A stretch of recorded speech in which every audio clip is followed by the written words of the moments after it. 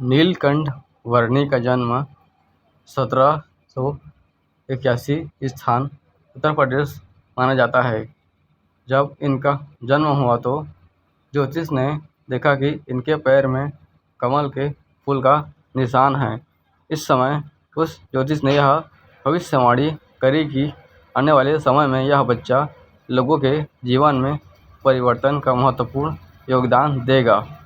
ज्योतिष ने उस समय यह बताया कि आने वाले समय में इसके कोई भक्त होंगे और इसकी दिशा और दशा तय करने में स्वामीनारायण का योगदान होगा।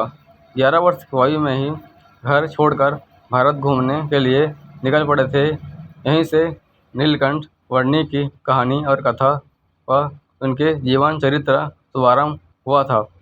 इसके समय में बड़े बड़े राजा जैसे महाराणा प्रताप, छत्रपति शिवाजी, पृथ्वीराज चौहान जैसे बड़े योद्धा पैदा हुए, परंतु नीलकंठ वर्णी का इतिहास सबसे अलग माना जाता है। नीलकंठ वर्णी का जन्म उत्तर प्रदेश ब्राह्मण परिवार में हुआ था। नीलकंठ वर्णी स्वामीनारायण का असली नाम घनश्याम पांडे रखा गया था और इनका नामकरण इनके पिता द्वारा हुआ था।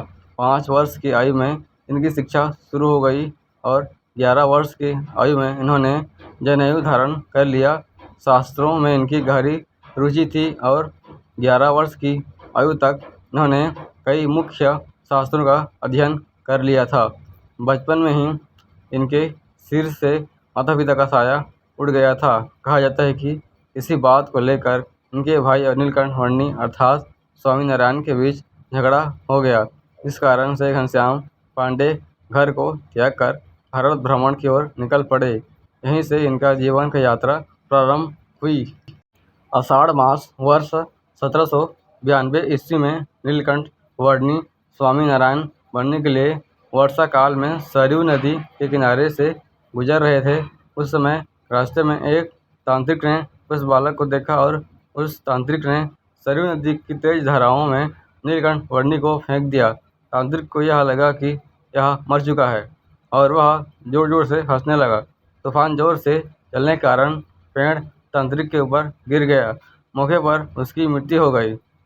इस उपस्थिति में घनश्याम पांडे एक किनारे पर जा पहुँचे। इस समय उन्होंने अपना नाम बदलकर घनश्याम पांडे से नीलकंठ वर्णी रख लिया।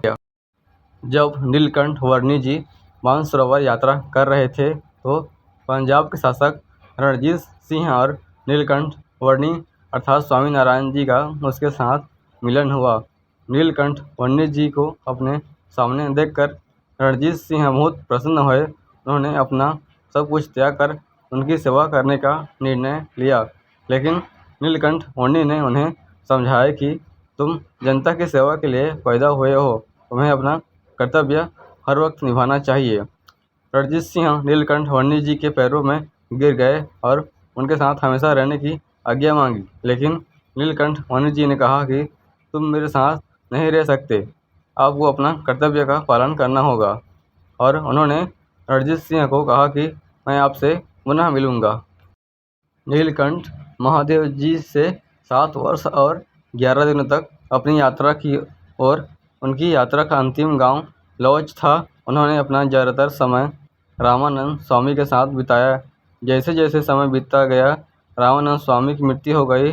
अतः मैं जब जब मानव जाति के कल्याणकारी साधु संतों की आवश्यकता होगी मैं जन्म लेता रहूँगा। यह कहकर स्वामीनारायण गड़ादा नामक स्थान पर उन्होंने 1 जून 1830 को ध्यानमग्न हो गए और ध्यान में ही अपना प्राण त्याग दिए। नीलकंठ वर्णी जी से यह स्वामीनारायण का नाम निकला है। नीलकंठ वर्णी जी 11 वर्ष की उम्र में ही भारत की यात्रा करने के लिए निकल चुके थे। उन्होंने भारत भर की यात्रा 7 साल में पूरी करी। इस तीर्थ यात्रा के बीच स्वामीनारायण जी को अनेक परिस्थितियों से गुजारना पड़ा। इन परिस्थितियों के कारण इनका जीवन में बहुत बदलाव आए।